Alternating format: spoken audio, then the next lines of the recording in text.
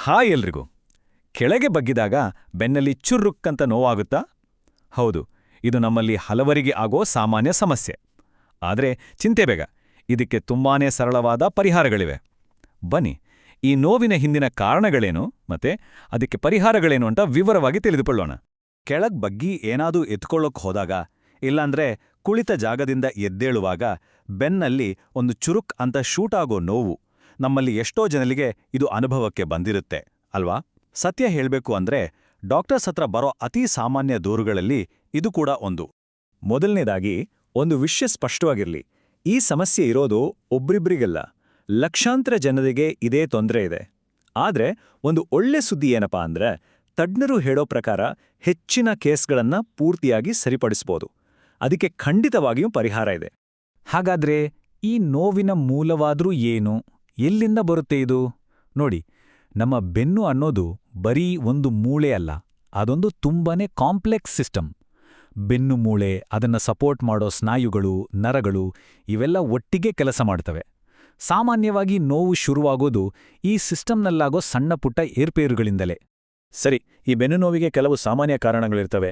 Muscle ಸ್ಟ್ರೈನ್ನಿಂದ ಹಿಡಿದು disc problem, ಮತ್ತು ನಾವು ದಿನಾ ಕೂರೋ ಪೋಸ್ಚರ್ ಸರಿ ಇಲ್ಲದೆ ಇರೋದು, ಹೀಗೆ ಲಿಸ್ಟ್ ದೊಡ್ಡದಿದೆ. ಬನ್ನಿ, ಇವುಗಳಲ್ಲಿ ಮುಖ್ಯವಾದ ಕೆಲವನ್ನು ಒಂದೊಂದಾಗಿ ನೋಡೋಣ. ಮಸಲ್ ಸ್ಟ್ರೈನ್ ಅಥವಾ ಸ್ನಾಯು ಸೆಳೆತ, ಇದೇ ನೋಡಿ ಈ ತರಹದ ಬೆನ್ನು ನೋವಿಗೆ ಅತೀ ಸಾಮಾನ್ಯವಾದ ಕಾರಣ. ನಮ್ಮ ಸ್ನಾಯುಗಳನ್ನ ಅತಿಯಾಗಿ ಬಳಸಿದಾಗ ಅಥವಾ ಅವು ವೀಕ್ ಆಗಿದ್ದಾಗ, ಇದ್ದಕ್ಕಿದ್ದಂತೆ ಏನಾದ್ರೂ ಭಾರ ಎತ್ತಿದ್ರೆ ಅಥವಾ ತಪ್ಪು ಮೂವ್ಮೆಂಟ್ ಮಾಡಿದ್ರೆ ಅವುಗಳಿಗೆ ಸೆಳೆತ ಉಂಟಾಗುತ್ತೆ. ನಮ್ಮ ಬೆನ್ನುಮೂಳೆಯ ಒಂದೊಂದು ಮೂಳೆ ಮಧ್ಯೆ ಗಾಡಿಗೆ ಶಾಕ್ ಅಬ್ಸಾರ್ಬರ್ ಇದ್ದ ಹಾಗೆ ಮೆತ್ತಗಿನ ಡಿಸ್ಕ್ಗಳಿರುತ್ತವೆ. ಇವು ಕುಷನ್ ತರ ಕೆಲಸ ಮಾಡ್ತವೆ. ಒಂದು ವೇಳೆ ಈ ಡಿಸ್ಕು ತನ್ನ ಜಾಗದಿಂದ ಸ್ವಲ್ಪ ಹೊರಗೆ ಬಂದು ನರಗಳ ಮೇಲೆ ಒತ್ತಡ ಹಾಕಿದ್ರೆ, ಆಗ ನಾವು ಬಗ್ಗಿದಾಗ ನೋವು ಜಾಸ್ತಿಯಾಗುತ್ತೆ. ಈಗಿನ ಕಾಲದಲ್ಲಿ ದಿನದ ಬಹುಪಾಲು ಸಮಯವನ್ನು ನಾವು ಕಂಪ್ಯೂಟರ್ ಮುಂದೆ ಗೂನು ಬೆನ್ನು ಹಾಕೊಂಡು ಕಳೆಯೋದೇ ಹೆಚ್ಚು. ಇದು ನಿಧಾನವಾಗಿ ನಮ್ಮ ಬೆನ್ನಿನ ಸ್ನಾಯುಗಳನ್ನು ವೀಕ್ ಮಾಡುತ್ತೆ. ಹೀಗಿದ್ದಾಗ ಸಡನ್ನಾಗಿ ಕೆಳಗೆ ಬಗ್ಗಿದ್ರೆ ಆ ದುರ್ಬಲ ಸ್ನಾಯುಗಳಿಗೆ ಆ ಒತ್ತಡವನ್ನು ತಡ್ಕೊಳ್ಳಕ್ಕಾಗಲ್ಲ. ಆಗ ನೋವು ಶುರುವಾಗುತ್ತೆ. ಓಕೆ, ಕಾರಣಗಳ ಬಗ್ಗೆ ಗೊತ್ತಾಯ್ತು. ಹಾಗಾದ್ರೆ ಪರಿಹಾರ ಏನು? ಬನ್ನಿ, ಈಗ ನೋವನ್ನ ಹೇಗೆ ತಡೆಯಬಹುದು ಮತ್ತೆ ಮನೆಯಲ್ಲೇ ಮಾಡಬಹುದಾದ ಸಿಂಪಲ್ ಪರಿಹಾರಗಳೇನು ಅಂತ ನೋಡೋಣ.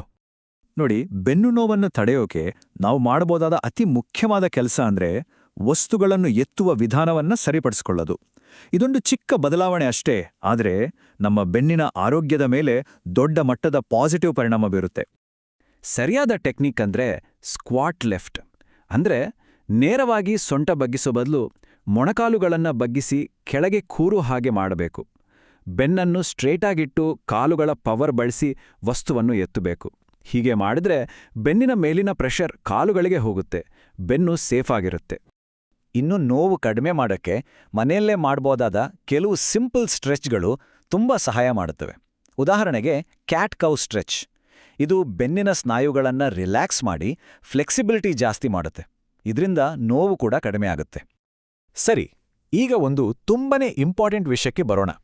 ಮನೆಯಲ್ಲಿ ಮಾಡೋ ಉಪಚಾರಗಳು ಯಾವಾಗಲೂ ಸಾಕಾಗಲ್ಲ ಅಲ್ವಾ? ಕೆಲವು ಸನ್ನಿವೇಶಗಳಲ್ಲಿ ತಕ್ಷಣ ಡಾಕ್ಟರ್ ಸಹಾಯ ತಗೊಳ್ಳೋದು ತುಂಬಾನೇ ಮುಖ್ಯ.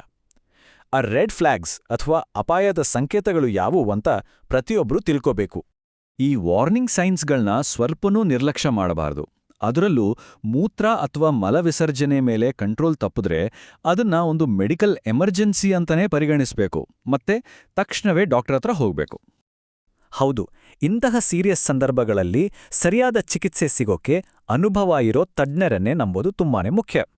ಹಾಗಾದ್ರೆ ಡಾಕ್ಟರ್ ಹತ್ರ ಹೋದಾಗ ಯಾವೆಲ್ಲ ಟ್ರೀಟ್ಮೆಂಟ್ ಆಪ್ಷನ್ಸ್ ಇರ್ತವೆ? ಈಗ ನಾವು ನೋಡಕ್ ಹೋಗ್ತಿರೋ ಚಿಕಿತ್ಸಾ ಆಯ್ಕೆಗಳು 30 ವರ್ಷಗಳಿಗಿಂತ ಹೆಚ್ಚು ಅನುಭವ ಇರೋ ಸ್ಪೆಷಲಿಸ್ಟ್ಗಳ ಸಲಹೆಗಳ ಮೇಲೆ ಆಧಾರಿತವಾಗಿದೆ. ಬನ್ನಿ, ಆ ಪ್ರೊಫೆಷನಲ್ ಟ್ರೀಟ್ಮೆಂಟ್ಸ್ ಯಾವುದು ಅಂತ ನೋಡೋಣ. ಟ್ರೀಟ್ಮೆಂಟ್ ಅನ್ನೋದು ಸ್ಟೆಪ್ ಬೈ ಸ್ಟೆಪ್ ಪ್ರೋಸೆಸ್. ಮೊದಲಿಗೆ ಡಾಕ್ಟರ್ಸ್ ರೆಸ್ಟ್ ಮಾಡೋಕೆ ಮತ್ತೆ ಸಿಂಪಲ್ ಔಷಧಿಗಳನ್ನು ಕೊಡ್ತಾರೆ. ಅದರಿಂದ ಸರಿ ಹೋಗದಿದ್ರೆ ಮುಂದಿನ ಹಂತ ಫಿಸಿಯೋಥೆರಪಿ ಅಥವಾ ಇಂಜೆಕ್ಷನ್ಗಳು.